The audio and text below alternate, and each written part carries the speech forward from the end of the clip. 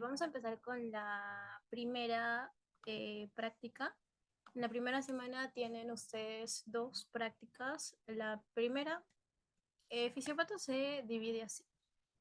Ustedes tienen una teoría y luego tienen dos prácticas. La primera práctica de la primera semana va a ser para armar sus grupos y para que los doctores en sí les den sus temas de exposición. Desde la semana número uno, mayormente te dicen qué temas te va a tocar el primer consolidado, incluso hasta el parcial. Algunos te dicen hasta los temas del parcial. Eh, Pocos son los doctores que te dan tu tema así hasta el final, hasta la semana 15. Pero por lo menos hasta el primer consolidado o hasta el parcial vas a tener tus temas. Ahí tú vas a saber qué tema te toca exponer. La universidad te va a dar los artículos y tú tienes que leer los artículos en base a la patología que te haya tocado. ¿Sí? La primera práctica de esa primera semana es para eso, para que les den sus temas de exposición. La segunda práctica de esta primera semana, en la primera semana arrancan con todo ya y exposición y ya empiezan con todo de una. Esta hiperplasia benigna de próstata, que es el primer tema, y displasia de cervix, que lo va a hacer José. Apenas yo acabe mi tema, va a entrar José y les va a explicar esa segunda patología. Con eso acabaríamos la semana uno y mañana ya empezaríamos la teoría de la semana 2, que semana 2 y semana 3 es todo lo que es inflamación. Me parece que fisiopato lo llevan a la par con microbiología, por lo menos así lo llevé yo, no sé, creo que han cambiado la malla, no sé con qué malla están ustedes, pero se llevan a la par. Entonces es algo que van a ver bastante, todo lo que es inflamación. Si manejan inflamación, literalmente se llevan como la mitad de las patologías. Como les digo, ¿no? La teoría siempre te va a dar la base de todas las patologías, así tú no sepas, siempre vas a tener una noción. ¿Ok? Entonces, la primera patología que vamos a ver es hiperplasia benigna de próstata. Ya saben, si tienen alguna consulta, alguna duda, algo que dije y no se entendió, me lo dicen por el chat, yo los leo, tengo el chat aquí abierto y la resolvemos al instante. ¿Ok? Ok, entonces, hiperplasia benigna de próstata. A ver, ¿qué es una hiperplasia? A ver, se los expliqué ayer.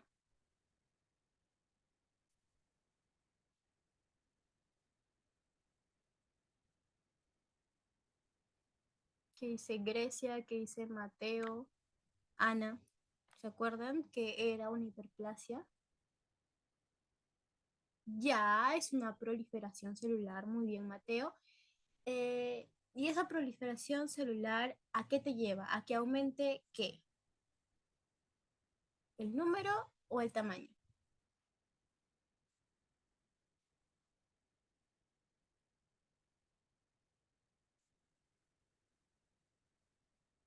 Ya, Ana me dice muy bien, Grecia me dice muy bien. Aumenta en número las células, ¿sí? Es una proliferación. Claro, aumenta el número de las células y por lo tanto también aumenta el tamaño del órgano. Pero no es que aumente el tamaño de las células, sino que está aumentando la cantidad de células que tú tienes y por lo tanto es como, no sé, tú tienes un epitelio. Uy, ay, Dios mío. Ya. Tú tienes un epitelio, ¿no? Como un cuadradito y así. Este es como tu número basal de número de células. Cuando tú pasas por una hiperplasia, todas esas células se empiezan a proliferar, empiezan a aumentar. Y como tú ves, como están aumentando, claramente el tamaño que era así, ahora está así, mucho más grande, ¿no? Pero no aumentó el tamaño, no es como la hipertrofia, que se asocia más que nada a un estímulo de sobrecarga de trabajo.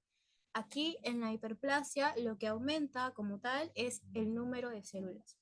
¿Sí? Eso es la principal diferencia que siempre te van a preguntar los doctores, es eso. Número de células aumenta en hiperplasia. El tamaño de las células aumenta en hipertrofia. Y en los dos aumenta el tamaño como tal del órgano. ¿Sí? En los dos. Entonces, con ese concepto ya estamos claros. Sabemos que es una hiperplasia. benigna. ¿Qué hace referencia a benigna? A algo que no es o no tiene características agresivas, sino que digamos que el crecimiento, el aumento, la proliferación de estas células no tienen esas características de tener una proliferación exagerada sin algún tipo de control. Por el contrario, como les dije, todas las adaptaciones son reversibles, entonces en este caso, las hiperplasias, estamos hablando de una hiperplasia benigna, es aquella que aún conserva cierto tipo de control y que si yo quito el estímulo que está causando esta hiperplasia, la célula va a volver a la normalidad. ¿Ok? A eso hace referencia el término benigna, que no tiene una característica agresiva y no tiene, digamos, esa tasa de proliferación descontrolada sin algún tipo de control, como lo sería un cáncer. ¿Sí? Eso es muy diferente. El cáncer como tal, ahí ya no hay ningún tipo de control. Por más que yo trate de quitar el estímulo que causa la proliferación en un cáncer, no se va a ir. La célula va a seguir y seguir y seguir proliferando. Esto es una diferencia entre adaptación y cáncer, por ejemplo, que las neoplasias como tales, a pesar de que proliferan también, no tienen un control, no ceden ante un estímulo o algún cambio que pueda hacer yo. ¿Sí? Entonces, hiperplasia benigna de próstata. Un aumento en el número de células a nivel de la próstata que no tiene características agresivas, sino que se trata de simplemente un aumento por el número de células a causa de qué? De un desbalance hormonal o de un desequilibrio entre las hormonas cuando un hombre específicamente va envejeciendo. ¿Ok? Esa es la definición del término hiperplasia benigna de próstata. ¿Sí? Ahora, un poquito con las generalidades, debemos recordar que la próstata es una glándula sexual, específicamente es una glándula sexual accesoria masculina, ¿sí? Es la más grande de lo que es el sistema genital masculino y como tal, como es un epitelio glandular, estas células pueden dividirse y pueden proliferar. ¿Sí? La función de la próstata como tal es secretar el líquido prostático. Líquido prostático. ¿Ok? Y este líquido prostático es parte del líquido seminal. ¿Ok? Aproximadamente un 40% del líquido seminal. Eh, y lo que hacen las células prostáticas, ya sea las células epiteliales o las células estromales, epitelio es netamente el tejido como tal, chicos, acuérdense un poquito de histología, el tejido como tal, y el estroma es todo lo que rodea a la glándula. Ok, en este caso tenemos en el estroma un epitelio, un tejido como tal, tejido fibromuscular, o sea, es tejido conectivo más músculo liso. ¿Ok? Y ya netamente a nivel del epitelio como tal, en las glándulas epiteliales es una doble capa de células epiteliales cilíndricas, más o menos por aquí. Si es que logran apreciar, miren acá hay como una capita y acá hay otra capita. ¿Sí? Es una doble capa de células y eso es lo que forma como tal el epitelio glandular prostático, forma la glándula prostática como tal, que es rodeada por todo su estroma, que también son células prostáticas, pero de tipo estromales, ¿ok? Tanto en las células epiteliales y las células estromales yo tengo diferentes receptores, diferentes targets que pueden actuar dentro de esta patología, ¿sí? Entonces, así se ve como una próstata normal, vemos las glándulas como tal, las glándulas prostáticas y todo el estroma que lo rodea. Como tal, vemos que hay una proporción balanceada entre estroma y glándulas, incluso hay un poco más de estroma que glándulas.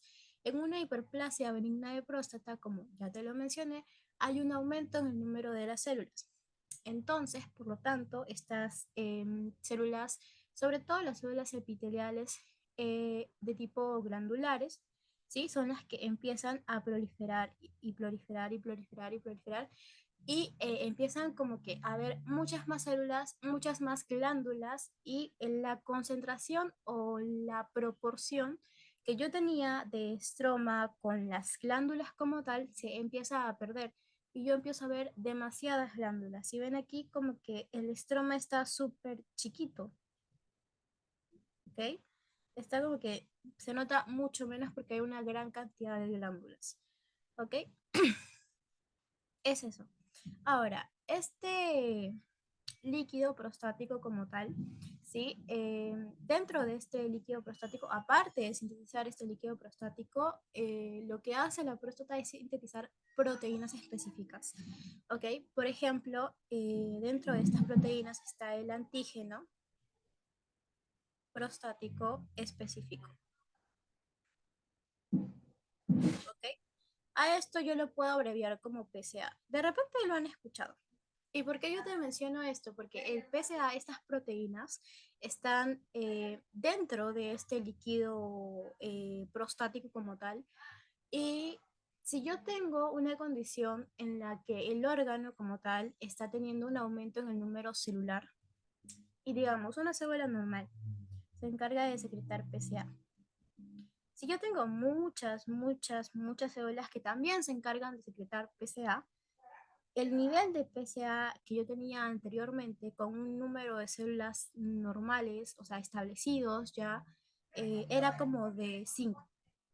Pero ahora, como yo no tengo solamente esta cantidad de células, sino que yo tengo un aumento así bastante de células, obviamente, como estas también se encargan de secretar el PSA, esta concentración de PSA va a aumentar, ya no va a ser 5, va a ser el doble, va a ser 10.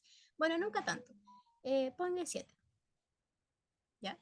Y que este sea 3 para que más o menos te acuerdes así. Sea 3 y este 7.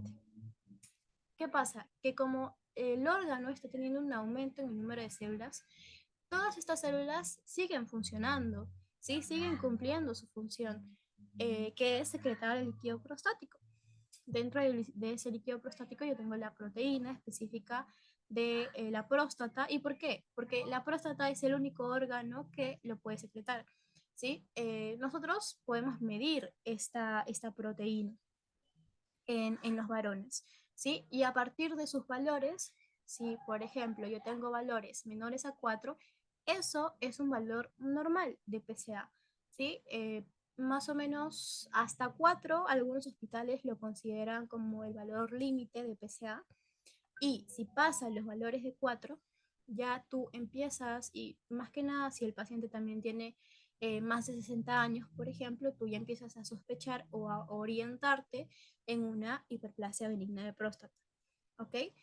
Ojo, el PSA no solo aumenta en HBP, en una hiperplasia benigna de próstata. ¿Por qué? Porque también te dije al inicio, que cuál era la diferencia entre cáncer y hiperplasia como tal.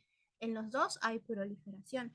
O sea, en un cáncer yo también voy a tener proliferación celular de células que, claro, a eso iba Mateo, que el PSA es como un sugestivo, pero el PSA no solamente está elevado en HBP, ¿sí? El PSA también está elevado en cáncer de próstata. Entonces, no es un indicador como tal, te puede orientar, pero si tú ya ves valores elevadizos, o sea, muy altos, como más de 10, ahí ya los hospitales como que han puesto ese intervalo, ese valor específico ya establecido, que si tú ves un PSA más de 10, ahí tú ya te indica que la proliferación es totalmente exagerada, a tal punto de que no hay un control sobre esa proliferación. ¿Y cuando no había un punto de control? Cuando la célula no tiene un control. En las neoplasias. Entonces, si tú tienes un PSA elevadísimo, mayor a 10, normalmente en los hospitales te dicen que eso ya es más un indicador de cáncer de próstata y no de HBP. Porque si fuera de HBP, ok, sí, está proliferando, pero como te dije, no es un cáncer, entonces todavía tiene algún tipo de control. Y sí, está proliferando, obviamente sus valores son mucho mayores que los basales, pero no tanto como para llegar a ser considerado más de 10, sino que está en ese rango entre 4 y 10. ¿Ok, Mateo?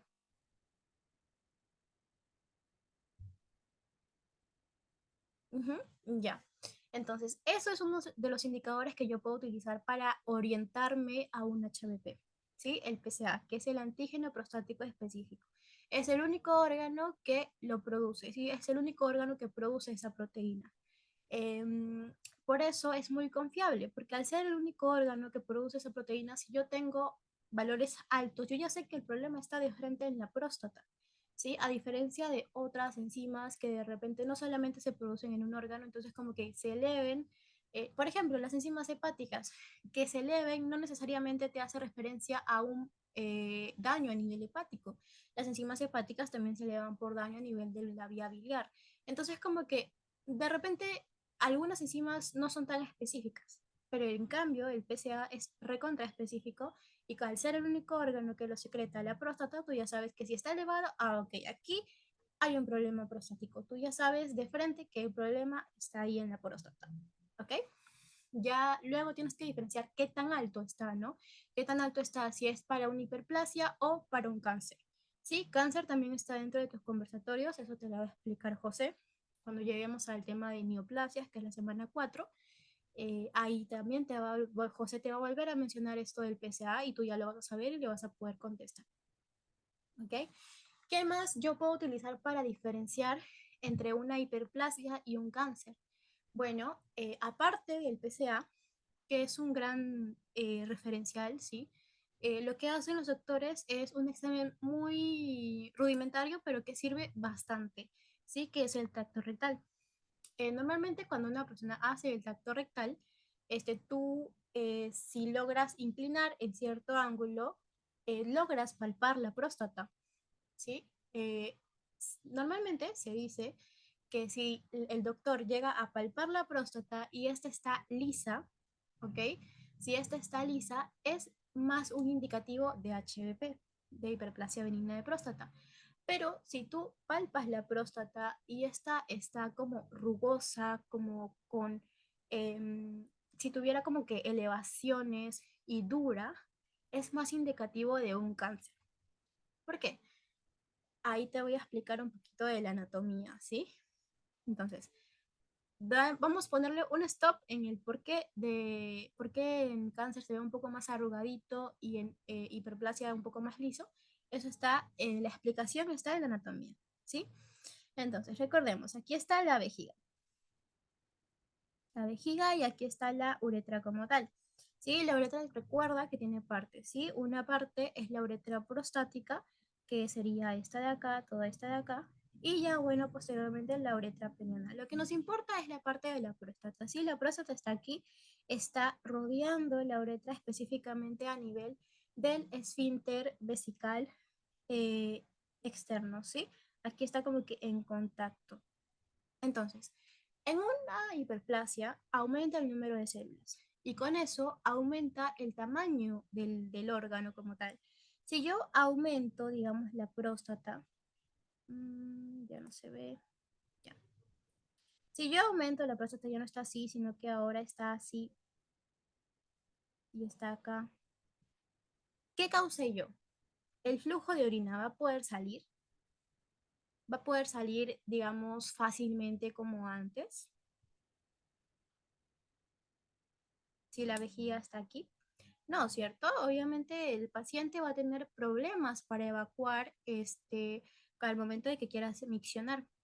Incluso le va a costar, va a ser un esfuerzo y por más que trate, no va a poder, ¿sí? En un segundo se les menciono toda la sintomatología referente a ello, pero pasemos en lo que es ya el crecimiento. Yo tengo este crecimiento enorme, ¿sí? Específicamente, ¿dónde? ¿Sí? Acá. La próstata como tal, según la anatomía, que esta fue hecha por claro, un anatomista, hizo esta división de la próstata y la llamó zonas, ¿ok? Zonas de la próstata que las hizo McNeil. ¿Cómo dividió McNeil la próstata en zonas? Por ejemplo, la principal, la que a nosotros nos interesa ahorita, es la zona de transición, ¿ok? Esta zona de transición es la que va a rodear la uretra, ¿sí? ¿Qué es esta? La zona de transición. ¿Ok? Es la que netamente va a rodear la uretra como tal, ¿sí?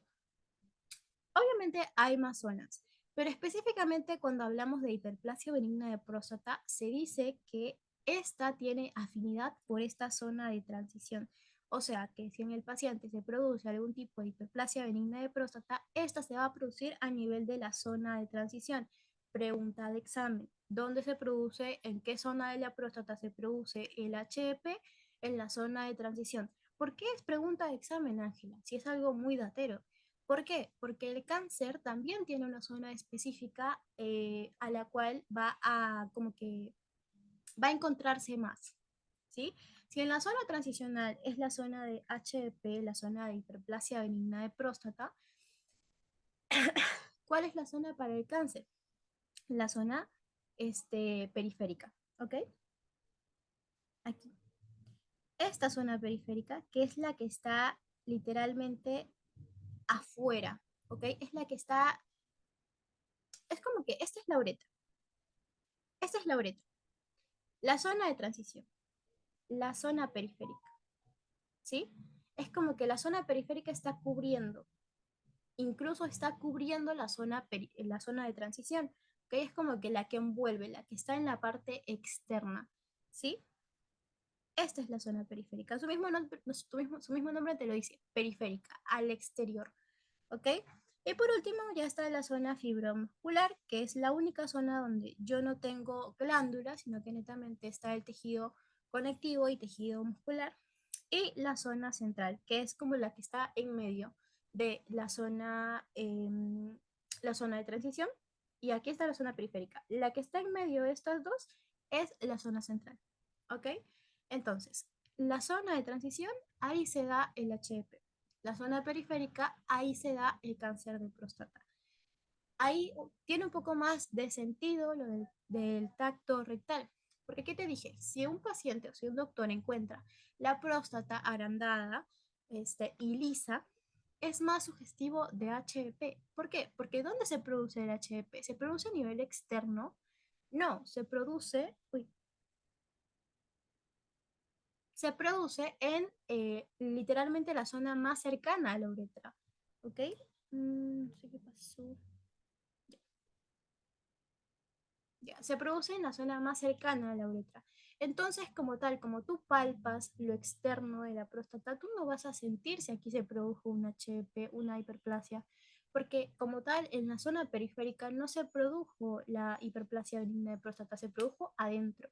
¿Ok? En cambio, si tú captas, si tú palpas la próstata en un tacto rectal y ves como que está arrugadita, como que tiene como que grumitos, está más dura, ahí es más sugestivo de un cáncer de próstata. ¿Por qué? Porque donde se producía o donde era más sugerente de producirse un cáncer de próstata. Ah, en la zona periférica, en la zona exterior, ¿no, Ángela? Entonces, aquí es donde se va a dar esas proliferaciones y proliferaciones y proliferaciones descontroladas que forman nuevas masitas, porque el término neoplasia es nueva formación, nuevo tejido, ¿ok? Entonces forman esas masitas y así es como el doctor se puede dar cuenta o puede orientarse más a un cáncer o una hiperplasia benigna de próstata dependiendo de lo que encuentren en el tracto rectal. ¿Ok? Entonces la explicación de eso es a nivel de anatomía. ¿Sí? Recuerda, la zona de transición es más de HEP y la zona periférica es más de cáncer de próstata.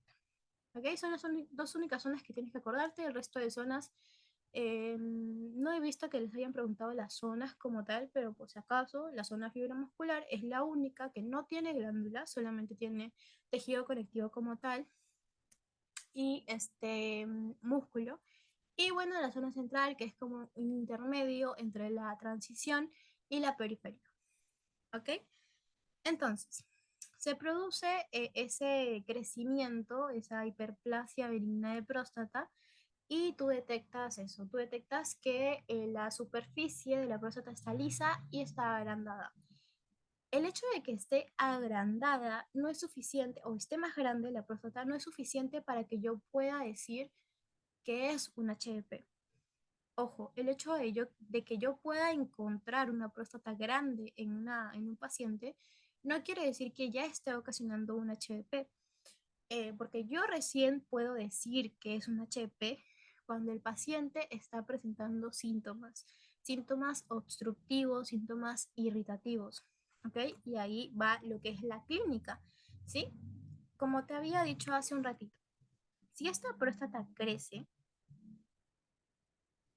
y como, digamos, entre la próstata está la uretra prostática, que es el orificio por donde sale el flujo de orina, va a estar obstruido, ¿sí? Entonces el calibre, el chorro miccional va a disminuir, porque va a estar como que si antes tenía un huequito mucho más grande para que pueda salir, ahora ese hueco es mucho más chiquito, ¿sí? Va a generar una presión enorme en comparación con este hueco que era mucho más grande y el flujo, el chorro miccional como tal, era también mucho mayor.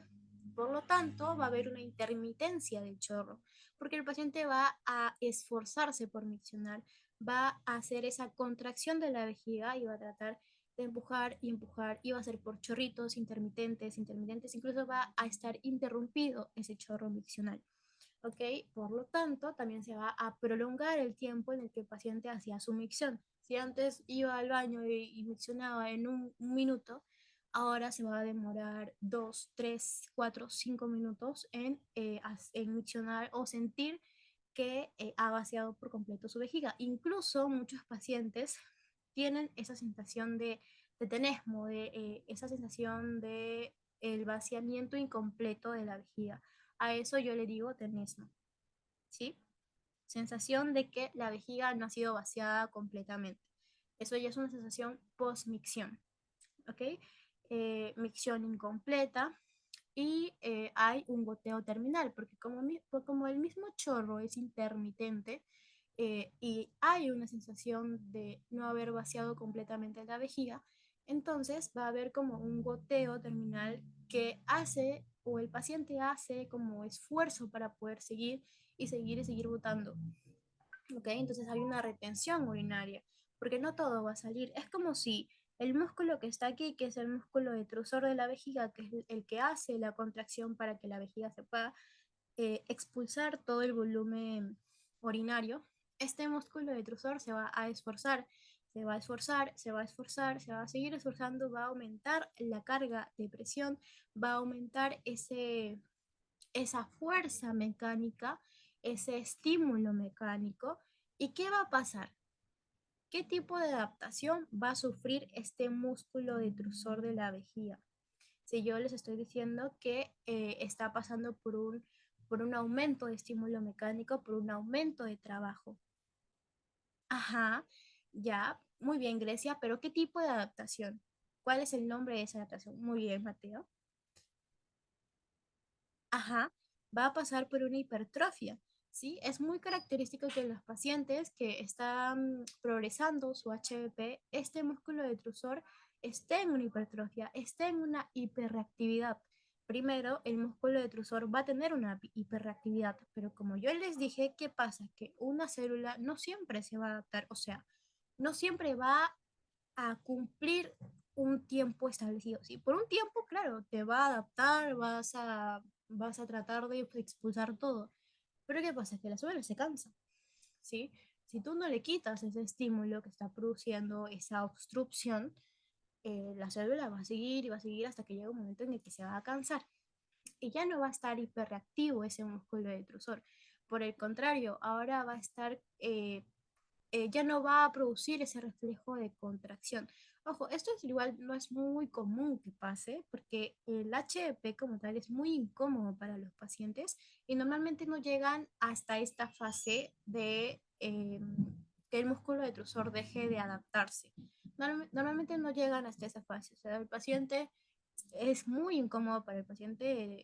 He visto en el hospital a pacientes ya un poco más ancianitos con HDP, con hiperplasia benigna de próstata, y siempre me han referido que es algo muy incómodo, es algo demasiado molesto para ellos, y normalmente se operan rápido. Por eso es que el músculo, normalmente no vas a encontrar como una falla en la función del músculo detrusor, pero si es que por A o B el paciente no ha pasado por una operación, una extirpación quirúrgica, llega un punto en el que el músculo detrusor se va a cansar y no va a tener ahora ese reflejo de contracción. Por lo tanto, ya a la larga eso va a ocasionar que el paciente incluso tenga como incontinencia. Como no, ya no existiría ese reflejo de contracción, simplemente va a bajar el flujo. ¿Ok? Pero normalmente eso no pasa, ¿sí? El paciente, como es muy incómodo para los varones, se llegan a operar a tiempo, ¿sí? Entonces, esos son los síntomas obstructivos. Todo lo que te acabo de mencionar son síntomas obstructivos, ¿sí? También el paciente tiene síntomas irritativos, ¿sí? Que es diferente. Por ejemplo, está la poliaquiuria. Poliaquiuria. ¿Qué es poliaquiuria? Como el paciente está como miccionando a chorros chiquitos y por poquitos, eso hace que aumente la frecuencia de veces que va al baño. Sí, aumente la frecuencia de veces que va al baño, pero en realidad su volumen sigue siendo pequeño. O sea, no aumenta el volumen que está expulsando, sino que aumenta la cantidad de veces que está yendo al baño. Aumenta la frecuencia miccional. Eso es poliaquiuria, que aumenta la cantidad de veces que micciona. ¿Sí? La nicturia, lo mismo, aumenta la cantidad de veces que va al baño a miccionar, pero en la noche. ¿Ok? La urgencia miccional, el hecho de que haya tenido o tiene tenesmo, o sea, la sensación de vaciamiento incompleto, y tiene esa urgencia de miccionar. ¿Ok? Disuria, muchas veces el paciente puede tener esto por ese esfuerzo que hacen para miccionar. Sí, causa dolor al momento de miccionar a veces por ese mismo esfuerzo. ¿Ok? Entonces, yo puedo decir que el paciente tiene un HDP a partir de, obviamente, un agrandamiento de la próstata por la misma hiperplasia, pero esta tiene que estar acompañado de los síntomas que te acabo de mencionar, ¿sí? Ahí yo recién puedo decir que, este paciente tiene una hiperplasia benigna de próstata, ¿ok? Eso es lo que pasa. Entonces, esas son las generalidades, bajo qué hormonas, digamos, qué hormonas intervienen en toda esta patología, en toda esta patogenia. Bueno, básicamente la testosterona y su metabolito activo, que es la dihidrotestosterona. ¿Cómo yo obtenía testosterona? Bueno, eso ya era el eje hipotálamo, hipófisis, gónadas, ¿no? En este caso, los testículos. Entonces, el hipotálamo liberaba la hormona liberadora de gonadotropina y esta iba sobre la adenipófisis, la pituitaria anterior, que actuaba a su vez sobre la FSH, bueno, perdón, que actuaba sobre las gonadotropas y esta liberaba FSH y LH y son estas hormonas las que actúan a nivel de las células de los túbulos feminíferos, por ejemplo, en el caso de la FSH, ¿sí? Las células de Sertoli ayudaban a lo que es la espermiogénesis, que es la formación de los espermatozoides, básicamente. Le daban ese contexto de nutrición. ¿Sí? En cambio, la LH iba a las células de Leydig, eran las células alrededor de los túbulos seminíferos, y estos son los túbulos que hacían la espermiogénesis. Y en las células de Leydig, ahí actuaba la LH, ¿para qué? Para formar la testosterona, que en la etapa como de adultez es donde el paciente tiene más testosterona, en la etapa de juventud, de adultez, y cuando un hombre va envejeciendo, estos niveles de testosterona están o disminuyen. Sí, disminuyen porque el estímulo hormonal no es el mismo, siempre va disminuyendo, por lo tanto, digamos que hay menos estímulo hormonal de la hormona liberadora en el hipotálamo, hay menos que llega a la hipófisis, menos que llega a los testículos también con el tiempo, como están recibiendo menos estímulo hormonal. ¿Qué pasa? ¿Qué pasaba cuando recibías menos estímulo hormonal? Cuando de repente tu célula estaba acostumbrada, exacto, Mateo, exacto.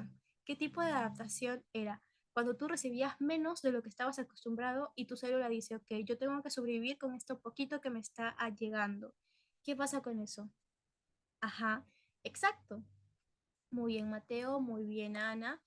Diré, muy bien, Grecia, ¿qué dice Ana? A ver, ¿te acuerdas? ¿Qué tipo de adaptación era eso?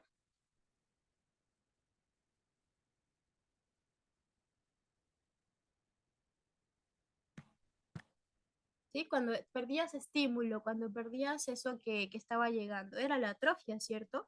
Entonces, ahí los testículos empiezan a atrofiar y por eso tú tienes menos testosterona cuando un hombre va envejeciendo, ¿ok? Eso es lo que pasa, es como el contexto de todo. Ahora, uy, ¿cómo fue? Ya. Ya vimos lo que es la parte histológica y ya empezamos con lo que es ya netamente la patología. Entonces ya sabemos, ¿no? La hiperplasia benigna de próstata es la proliferación de las células prostáticas, ya sea células epiteliales, células estromales, específicamente ¿dónde? En la zona de transición de la próstata. ¿Sí? Esta zona que rodea la uretra y por lo tanto va a causar síntomas obstructivos, síntomas irritativos en el paciente. ¿Ok? Eso es lo que yo voy a tener. Específicamente a nivel de la zona de transición, vemos aquí una próstata normal, su doble epitelio, su estroma, y aquí ya es obviamente una hiperplasia benigna de próstata, que es ya cuando hay un aumento en la celularidad, hay más glándulas, hay menos estroma, ¿sí? Por ese aumento en el número de células. ¿Ok? Ahora, dentro de la epidemiología como tal, nosotros tenemos que saber qué tan frecuente es que esté presente esta enfermedad en los pacientes. Por ejemplo, si hablamos de los factores intervinientes, aquí está la edad. Es uno de los principales, porque mientras una persona, mientras un hombre va envejeciendo, te acabo de mencionar que disminuyen los niveles de testosterona. Y normalmente en una etapa adulta, en una etapa joven, los varones tienen que tener más niveles de testosterona que estrógenos. Pero cuando un hombre va envejeciendo, estos niveles de testosterona van bajando y indirectamente hace que los niveles de estrógenos disminuyan. Entonces, esta, digamos, concentración de estrógenos, progesterona, causa un desbalance, causa que los receptores a nivel prostáticos eh, tengan mucha más afinidad, ¿sí? O actúen mucho más, actúen como que más rápido, ¿ok? Tengan mucha más afinidad y trabajen mucho más, ¿ok? Esta como desproporción de hormonas causa ese cambio en los varones. Por eso es que mientras más avances en edad, es mucho más probable encontrar esta enfermedad presente en el paciente. ¿Sí? Se dice que aproximadamente el 80% de los varones que tienen más de 80 años es más probable que tú encuentres en ese paciente HF. ¿Sí? Un 80%, o sea, 8 de cada 10 varones más de 80 años es probable que tengan HF. Y también los que tienen, por ejemplo, más de 50 años, es un 50% de probabilidad que tú encuentres en este paciente HEP. O sea, 50%, 5 de cada 10 varones más de 50 años tienen probabilidad de tener HEP. O sea, son estadísticas muy grandes, ¿sí? La edad por eso es muy asociada al HEP. ¿Ok? Pero aparte de la edad, es una característica más de 60 años, porque ya es 80%, o sea, este, literalmente bastante. Aparte de la edad, también se añaden como otros factores o predictores involucrados con el HDP, ¿sí? Que es, por ejemplo, el volumen prostático. Claramente, si hay una hiperplasia, como les mencioné, hay un aumento del tamaño del órgano. Entonces, eso causa que aumente más de lo basal. En este caso, ¿qué es lo basal? 30 milímetros. ¿Sí? Si aumenta más de 30 milímetros, ahí yo ya me estoy orientando a un HDP. Luego, ¿qué más? El PSA, que el PSA tiene que estar elevado más de 4, ¿sí? Para que yo pueda orientarme a un HDP. Bueno, en este caso, como es un estudio de Estados Unidos, el valor que le ponen al PSA es mayor a 1.4 nanogramos por mililitro, pero en nuestros hospitales se utiliza más de 4. ¿Ok? También utilizan como predictor, como un factor asociado al HDP, el IPSS, que este es como un cuestionario que le hacen a los pacientes, ¿ok? Es como un cuestionario sobre la sintomatología que les mencioné, sintomatología obstructiva, sintomatología irritativa. Le dicen al paciente, por ejemplo, en el último mes, en los últimos 30 días, si has notado que al miccionar, como que tenías dificultad para realizar la acción o como que paraba el chorro y comenzaba otra vez, paraba y comenzaba y preguntaba sobre el chorro intermitente. O sea, son preguntas más orientadas a la sintomatología. Y este cuestionario te sirve para saber si su sintomatología del paciente está empeorando. ¿Ok? Entonces, un IPSS, este cuestionario mayor a 7, te puede indicar, tú puedes empezar a sospechar que el paciente está presentando esta sintomatología obstructiva, esta sintomatología irritativa, indicadora, orientadora para un HEP. ¿Ok? El Qmax, que es como el flujo urinario. ¿Ok? El flujo urinario que termina como que eyectándose, termina saliendo. También, si el flujo urinario, digamos, el tiempo en el que pasa este flujo urinario, eh, digamos, aumenta, esto ya es como que el volumen vesical residual. Si este flujo aumenta, claramente es porque no está terminando de pasar. Entonces, ahí ya es un indicador de HEP.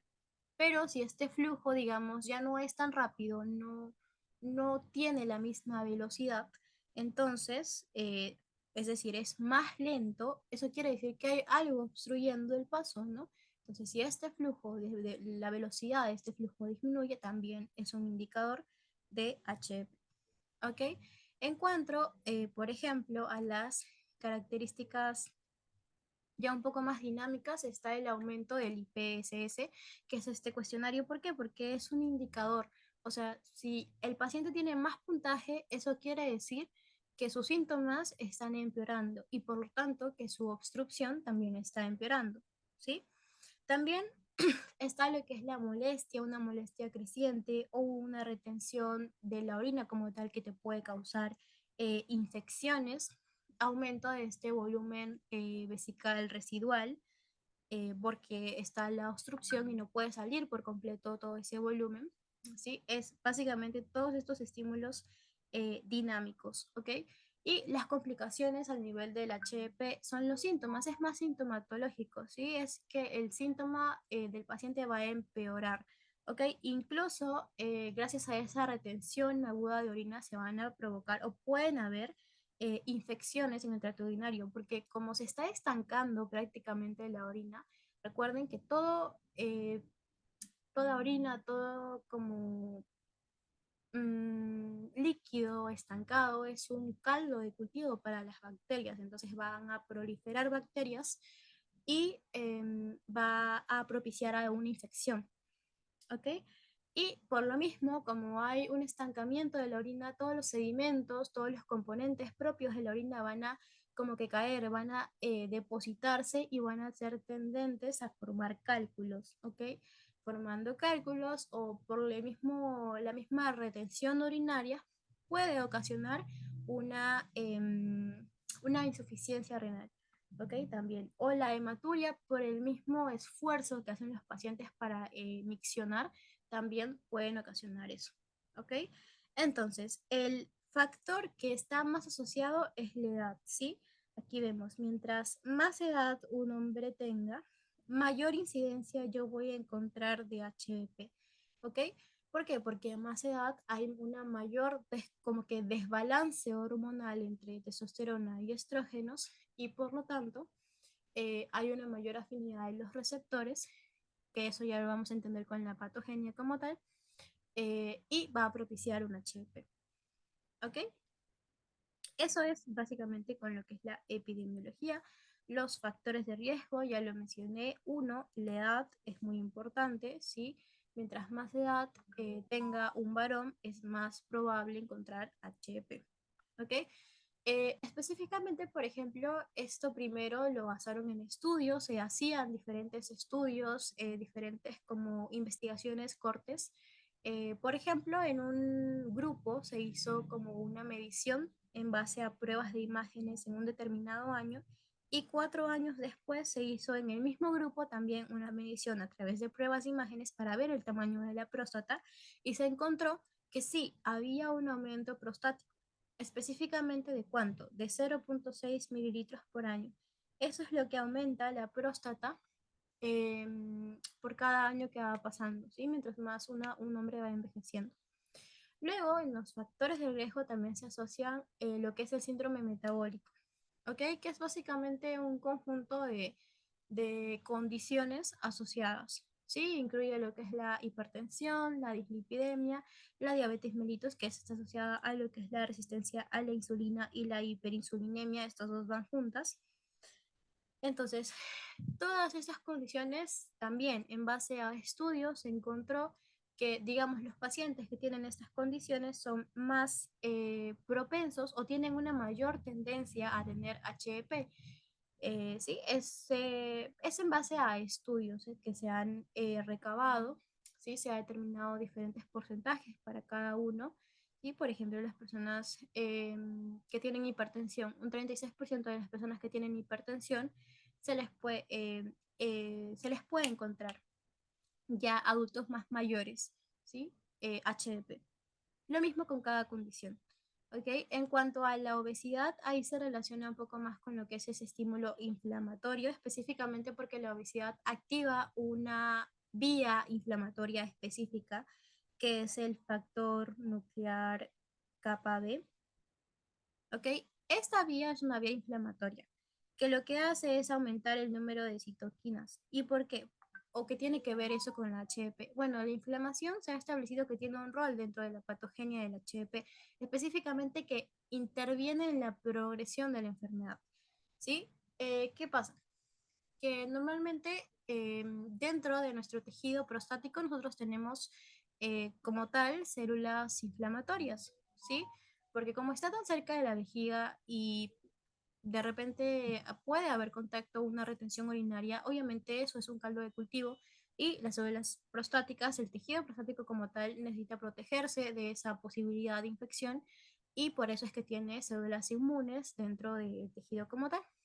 Entonces, específicamente hay macrófagos que se han asociado, según las nuevas investigaciones, hay macrófagos específicos que responden a este estímulo inflamatorio y lo que hacen estos macrófagos es sintetizar factores de crecimiento de tipo fibroblásticos que están asociados al crecimiento prostático.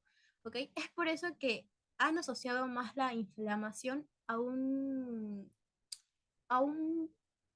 factor para que la enfermedad siga progresando, siga avanzando.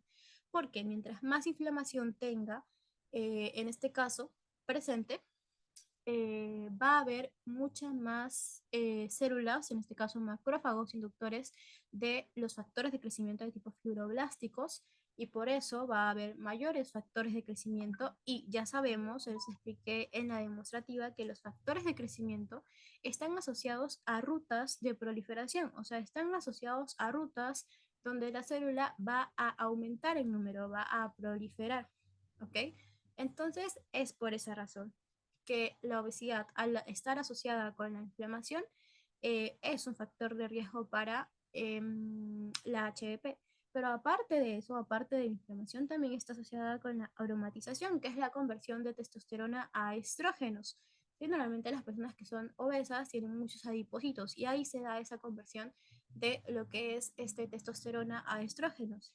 Esa condición propicia que el desbalance hormonal esté mucho más marcado, ¿okay? Que haya mucha menos testosterona y haya muchos más estrógenos. ¿Okay? Y esa desproporción es la que ocasiona que los receptores a nivel de las células prostáticas sean mucho más afines a los mismos ligandos, a las mismas hormonas y por lo tanto sean más proliferadores. Y ahorita se les voy a explicar eso, cómo es la cosa con los receptores. En lo que es la dieta también se basa en lo que son estudios, ¿sí? Se ha visto o se ha asociado que las personas, por ejemplo, que tienen una dieta más de cereales, de pan, huevos, tienen un mayor riesgo de HEP. Pero obviamente estos son estudios que se han hecho en base a poblaciones específicas. No es como que haya una razón ya como tal así molecular, sino son simplemente eh, como que diferentes patrones que se han obtenido en diversos estudios, que se ha asociado ese tipo de dieta a la HEP. Por el contrario, por ejemplo, la dieta un poco más vegetariana, un poco más de verduras, se ha asociado a que disminuye el riesgo de HEP. ¿Ok? Y en lo que es la genética hay varias variantes asociadas también al HEP. ¿Sí? Se han asociado diferentes polimorfismos, o sea, diferentes variaciones de un solo gen en lo que es esta enfermedad. Pero esto también es algo muy digamos, como que se ha encontrado algo muy aislado, no es algo que se haya repetido en un grupo enorme poblacional, sino que son diferentes estudios aislados que de repente han encontrado, ah, ya, este gen o esta variación en este gen, este polimorfismo está asociado al HEP, ¿ok? Pero no es algo muy exacto la parte genética, solo que se ha encontrado que sí está involucrado, no es algo muy exacto. Ok, esto es lo que te dije lo que pasaba con el detrusor. Sí, al inicio hay un aumento de la resistencia al flujo de salida de la orina. Entonces, ¿qué pasaba? El detrusor tiene como que una sobrecarga de trabajo porque está haciendo un aumento de lo que es el estímulo mecánico. ¿Ok? Entonces, ¿eso qué va a causar? Una hipertrofia. ¿Sí? Eso va a causar una hipertrofia. Y si, digamos, el paciente o no llega a intervenirse quirúrgicamente, que es algo que no suele pasar, ¿sí? Esta hipertrofia normalmente va a dejar de responder, ¿sí? Va a dejar de a- adaptarse. ¿Por qué? Porque normalmente a nivel de lo que es este músculo, le llega una cantidad de flujo sanguíneo establecido. Se los dije ayer, ¿no? Cada órgano tiene un porcentaje de flujo sanguíneo ya establecido. Ahora, imagínate que ese músculo crezca. Obviamente, al tener más células, necesita de un aporte sanguíneo mayor, ¿sí? Porque el tamaño como tal del músculo ha crecido y del órgano como tal también ha crecido, es más grande. Pero a ese tejido, a ese músculo, le sigue llegando el mismo porcentaje de volumen sanguíneo que está establecido, porque es algo que ya te mencioné ayer, ¿no? Está establecido, es algo que simplemente va. Entonces no va a cubrir con las necesidades de estas nuevas células, no va a cubrir con la necesidad de como que eh, darle ese riego sanguíneo a estas nuevas células, a este aumento de la celularidad. Entonces, poco a poco el músculo va a caer en un medio hipóxico y va a caer en un estrés oxidativo y va a caer en una muerte, ¿sí? Va a dejar de funcionar. Pero como te dije, eso es algo muy probable, muy improbable que pase en un paciente, ¿sí? Porque normalmente estos son intervenidos y no llega hasta ese momento, ¿ok? Entonces, esos son los factores de riesgo.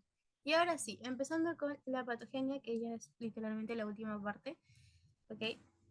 Nosotros tenemos que saber que dentro de los varones sí están los andrógenos, que está prácticamente la testosterona, sí son las hormonas sexuales. Entonces, estas hormonas sexuales tienen un componente lipídico, o sea, son derivados del colesterol y pueden viajar por la sangre normalmente. O sea, pueden viajar por la sangre con una proteína, ¿ok? Llegan a una célula, la célula prostática, ¿ok? Aquí. Bueno, viajan a través de la sangre por una proteína y unos andrógenos, ¿ok? Entonces llega como tal el andrógeno, o sea, la testosterona, por ejemplo, a la célula prostática, ¿ok? ¿Qué pasa? Hay una enzima en específico que se encarga de convertir la testosterona en dihidrotestosterona, ¿ok? Esta es la 5-alfa reductasa, ¿sí? Acuérdense de esta enzima. ¿Qué enzima se encarga de convertir la testosterona en dihidrotestosterona? La 5-alfa reductasa, ¿ok? ¿Y por qué la convierte? Porque si ven acá, aquí también se convierte esta testosterona en dihidrotestosterona por la 5-alfa reductasa. ¿Por qué? ¿Por qué se hace esa conversión? Porque la dihidrotestosterona es el metabolito activo de la testosterona, ¿ok? Eso quiere decir que es mucho más afín a su receptor este compuesto que este. Por ejemplo, yo tengo un compuesto X y un compuesto Y este es el receptor tanto para X como para Y. Este receptor está libre y estos componentes ambos están presentes, pero el receptor o el componente Y es mucho más afín que el componente X, ¿ok? Entonces, a pesar de que los dos están disponibles y de repente este está más cerca, si el receptor ve que este está disponible, siempre va a preferir irse con este. Siempre, siempre, siempre, siempre va a preferir irse con este porque es más afín. Es como que siempre lo va a elegir primero. ¿Ok? Por eso es que en este caso la Y sería la dihidrotestosterona y la X la testosterona, ¿no? Por eso es que el receptor como tal de los andrógenos, porque la dihidrotestosterona también es un andrógeno, es un derivado de la testosterona, si ven, proviene de la testosterona, también es un andrógeno, por lo tanto también se puede unir a este receptor, a pesar de que este receptor es para andrógenos en general, y yo tengo la testosterona aquí presente, siempre va a preferir unirse a la dihidrotestosterona, ¿ok? Porque es un metabolito más activo. Entonces, ¿qué pasaba con la concentración? Ya bueno, eso después, ¿sí? Es un metabolito más activo. Y ya, o sea, se da la conversión y está la dihidrotestosterona. Entonces, esta dihidrotestosterona, al ser un andrógeno, se une a los receptores de andrógenos que está unido, por ejemplo, a las chaperonas, que es un complejo, un conjunto de proteínas que lo que hacen es mantener al receptor más estable, ¿ok? Se une esta dihidrotestosterona al receptor y de esa forma las chaperonas se van, ¿sí? Porque cuando ya se une esta dihidrotestosterona al receptor, ya no necesita más el apoyo de las chaperonas porque ya está estable. ¿Ok? Entonces luego se da un proceso de fosforilación, o sea, se añade un grupo fosfato y tenemos a un receptor de andrógeno con la dihidrotestosterona fosforilado. ¿Para qué? Porque fosforilado es como va a poder dimerizarse. ¿Qué era dimerización? Era cuando el receptor se juntaba con otro igualito, ¿no? Se formaba como un par. Entonces aquí yo tengo otro receptor de andrógenos con la dihidrotestosterona que también está fosforilado. Entonces yo formé un dímero, ¿sí? Un complejo. Esto se forma porque este complejo puede actuar como un factor de transcripción, ¿ok? ¿Para qué? Para codificar cierta información. Específicamente va hacia la zona de respuesta a andrógenos, que es AR, así se llama, zona de respuesta a andrógenos, se une a esta zona y actúa como un factor de transcripción, ¿ok? Básicamente le da la información a la célula para que pase por todo este proceso de transcripción y forme, digamos, todo lo necesario para que para producir proteínas como el PCA, que es lo que producía la próstata, o para producir factores de crecimiento, como cuáles, como el, por ejemplo, el factor de crecimiento de queratinocitos, el factor de crecimiento de tipo insulínico y el factor de crecimiento epidérmico. ¿Ok? Estos tres receptores, estos tres factores de crecimiento en específico, estos tres están presentes en la hiperplasia benigna de próstata. ¿Sí? El factor de crecimiento de tipo de queratinocitos, el factor de crecimiento insulínico y el factor de crecimiento epidérmico. ¿Ok? Entonces, todo este proceso es para sintetizar estos factores de crecimiento. ¿Y de qué me sirve? O sea, ¿dónde está la proliferación acá que yo no la veo, Ángela? Bueno, gracias a estos factores de crecimiento, mira, aquí tenemos, por ejemplo, a uno de ellos, que es el factor de crecimiento de tipo insulínico, ¿ok? Estos receptores están, digamos, estos ligandos, estos sustratos, estos factores de crecimiento se unen a receptores en las mismas células prostáticas, porque este receptor está en la misma célula prostática, y se unen a receptores específicos, que estos receptores están asociados, mira, a rutas proliferadoras. Si te acuerdas un poquito de la demostrativa, te hablé un poquito de la vía de RAS, de qué factores estaban asociados, creo que Grecia estuvo ahí, me parece. Eh, la cuestión es que estas rutas proliferativas, ¿sí? Estas rutas proliferativas, al final, ¿a qué te llevaban? A la proliferación celular, ¿cierto? O sea, te llevaban al aumento en el número de células, a una hiperplasia, ¿sí? A que la célula se siga dividiendo y dividiendo y dividiendo. Eso es lo que causa estos factores de crecimiento, ¿sí? La progresión del ciclo celular. Y con el ciclo celular, ¿tú qué obtenías? La división celular. ¿Ok? Entonces, es gracias a estos factores de crecimiento que son sintetizados a partir del estímulo hormonal que se puede producir esa proliferación en la próstata. ¿Ok? Entonces, esa es una de las razones. Pero, ¿qué pasa? Que a nivel, por ejemplo, de una persona que está envejeciendo, como te dije, la testosterona está bajando. Y ustedes me dirán, pero ok, si la testosterona está bajando y la dihidrotestosterona depende de la testosterona, yo tendría menos testosterona, ¿no? Entonces, ¿por qué yo tendría un estímulo mayor, Ángela? O sea, no entiendo. Bueno, lo que pasa es que sí, cuando una persona está envejeciendo, cuando un hombre está envejeciendo, hay menos testosterona, pero la concentración que necesitan las células prostáticas para funcionar o para saturar todos sus receptores es mucho menor que la concentración a nivel sistémico. O sea, ponte, una persona joven tiene como 10 de testosterona, ¿sí? Y esta actúa en todos los órganos en los que puede actuar, a nivel de testículos, a nivel de próstata, y no hay problema. Pero, por ejemplo, a nivel prostático, estos niveles, este 10 de testosterona, no es necesario para la próstata. ¿Por qué? Porque la próstata se satura muy rápido. O sea, los receptores se unen tan rápido a los metabolitos, a los sustratos, que es muy poquita la cantidad que necesita para saturarse, ¿sí? Es muy poquita la cantidad, depende, necesita un 5, ponte, un 5, necesita un 5 para que funcione como debería, ¿sí? No necesita como que una cantidad abismal de testosterona.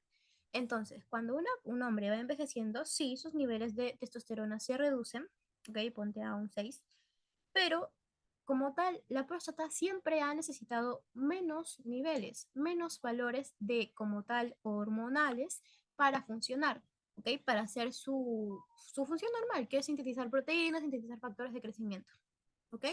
Entonces aquí, por ese lado, como que no se dice que la próstata es insensible a las variaciones de testosterona.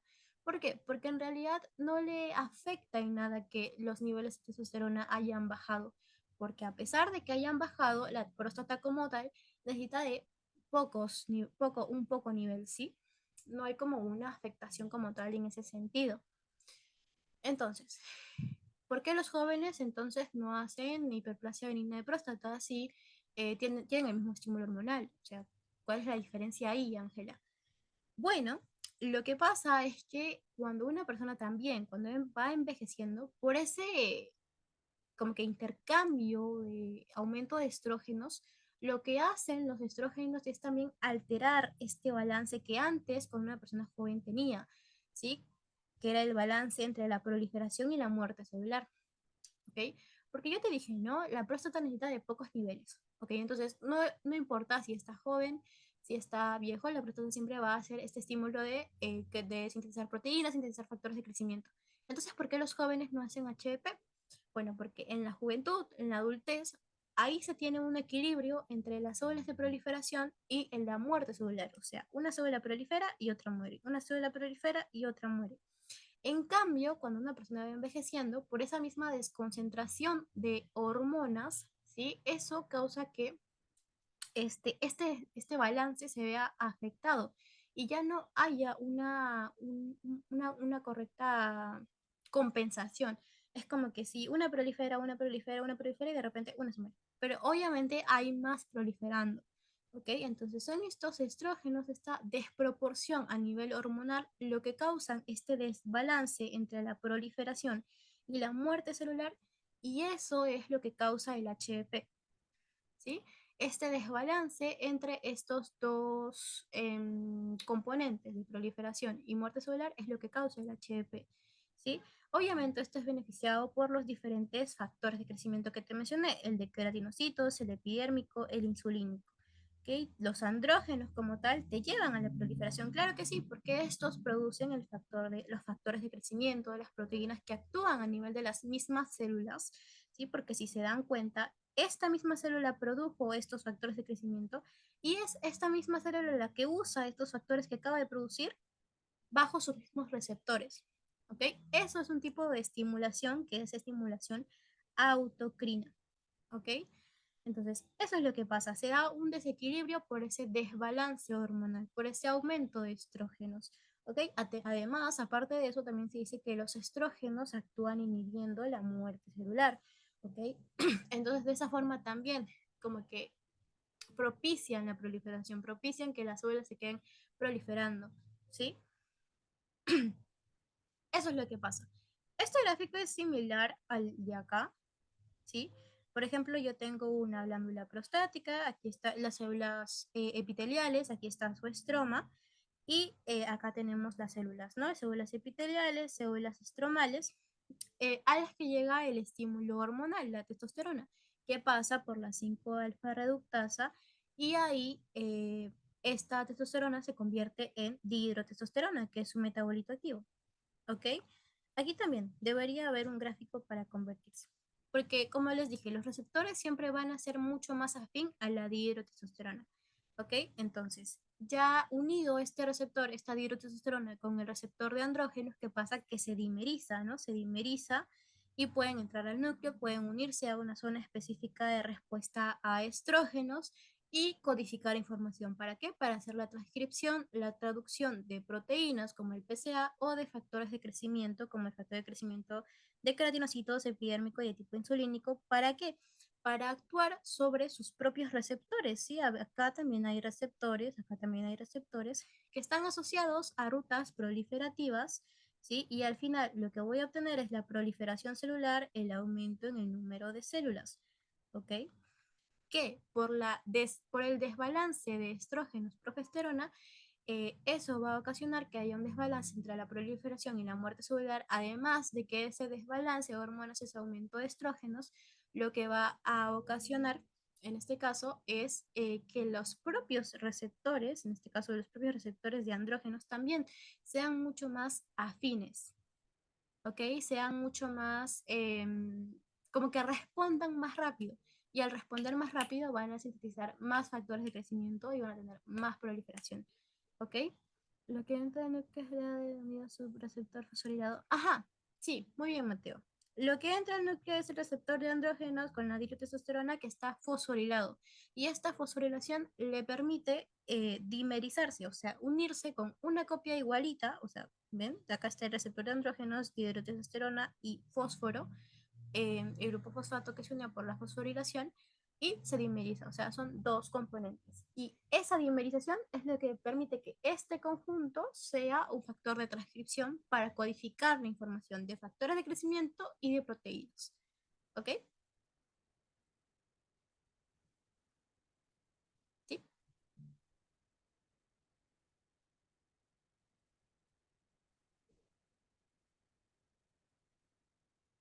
¿Me confirmas, Mateo?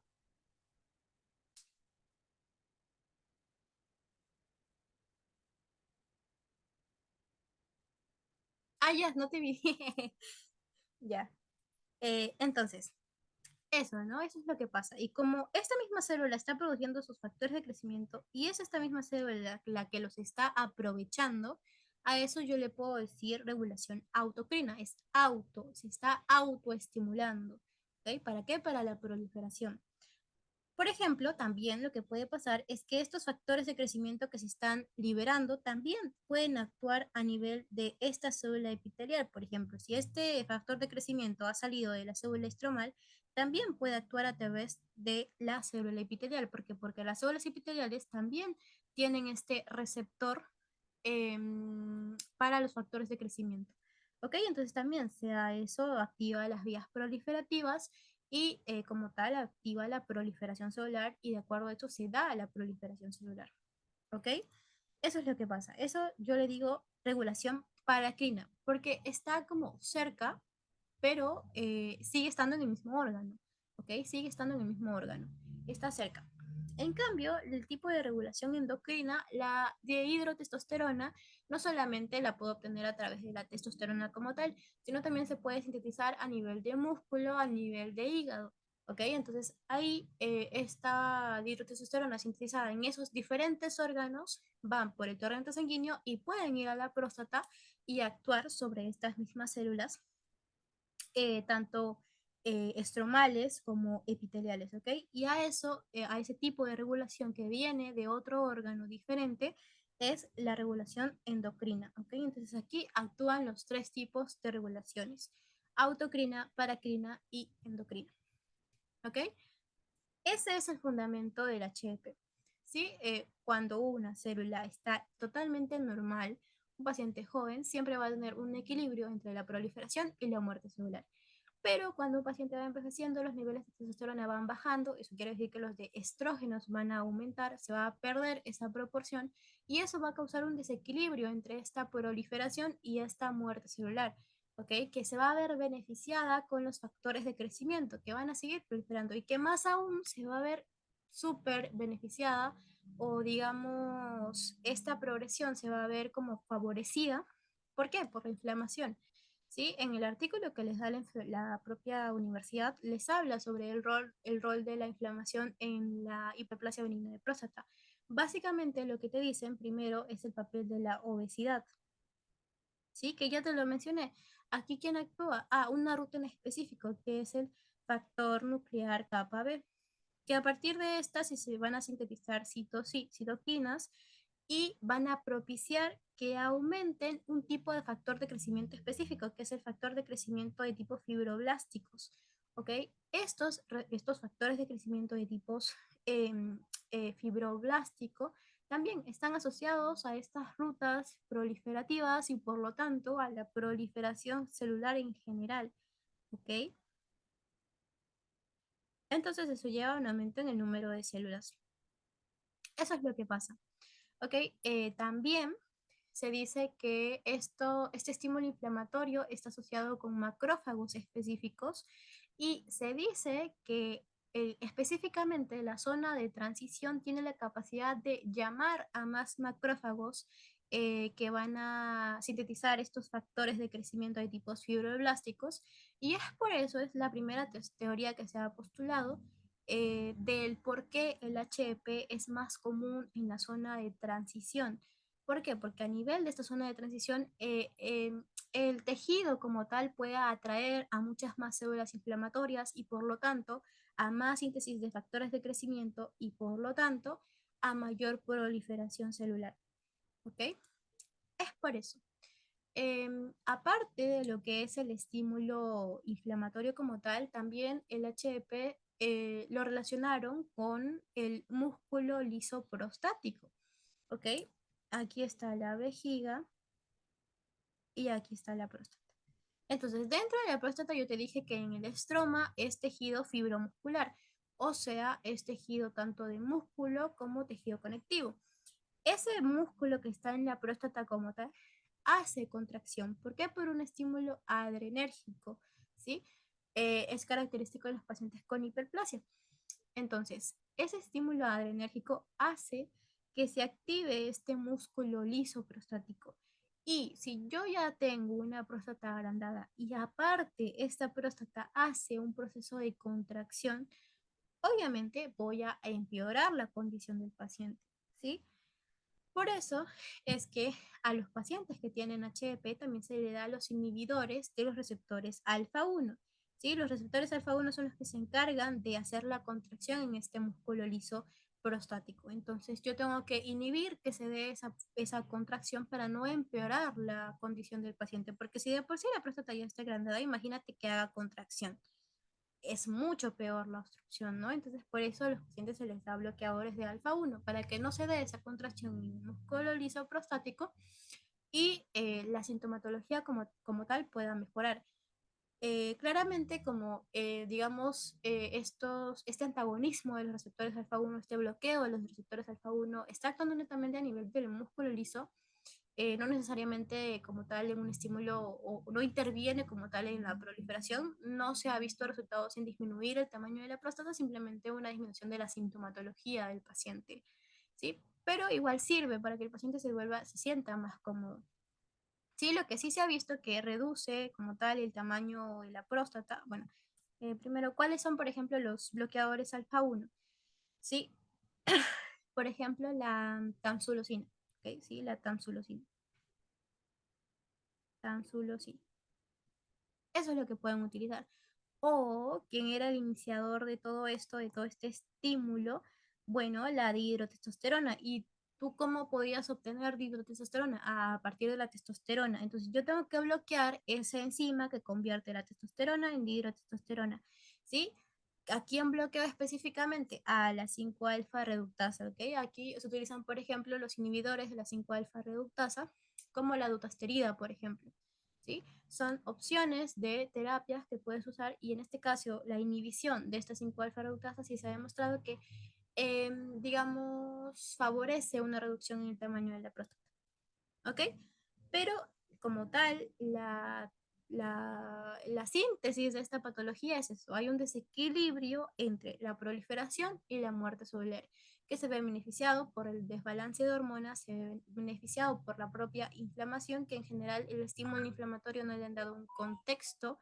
Muchos lo asocian a la obesidad, otros lo pueden asociar a infecciones, porque recuerda que al estancarse la orina, lo que causa es un caldo de cultivo y eso puede ocasionar una infección y con eso una inflamación, pero como tal, el estímulo inflamatorio, el inicio del estímulo inflamatorio no se ha establecido, solo se ha postulado que la inflamación es como que ayuda a la progresión de la enfermedad, pero no se sabe el origen, ¿ok? Básicamente todo este proceso te lleva a ¿qué? A una hiperplasia, a una proliferación, un aumento en el número de células y eso es lo que causa la sintomatología en el paciente. ¿Ok? Eso me parece que es todo, sí, es todo con lo que es la patología como tal, ¿sí? ¿Tienen alguna pregunta, alguna duda antes de pasar a las dos preguntas que les tengo? ¿Alguna pregunta, alguna duda? ¿Todo bien? ¿Todo se entendió? ¿Todo claro? Mateo me dice que sí. Ana, Grecia, ya, Grecia me dice que sí. Ana, ya, muy bien. Entonces vamos a las preguntas. Ok, estas preguntas han venido en el consolidado número 1, así que ya, si vuelven a venir es porque ya lo saben. Y también son fáciles, se los acabo de decir. La enzima que convierte la testosterona en dihidrotestosterona en la próstata, ¿cuál es? Muy bien, Grecia. Muy bien, Ana. Muy bien, Mateo. Cierto, ¿no? La 5-alfa reductasa, regaladísima. 5-alfa reductasa. Y esta viene del ciclo pasado.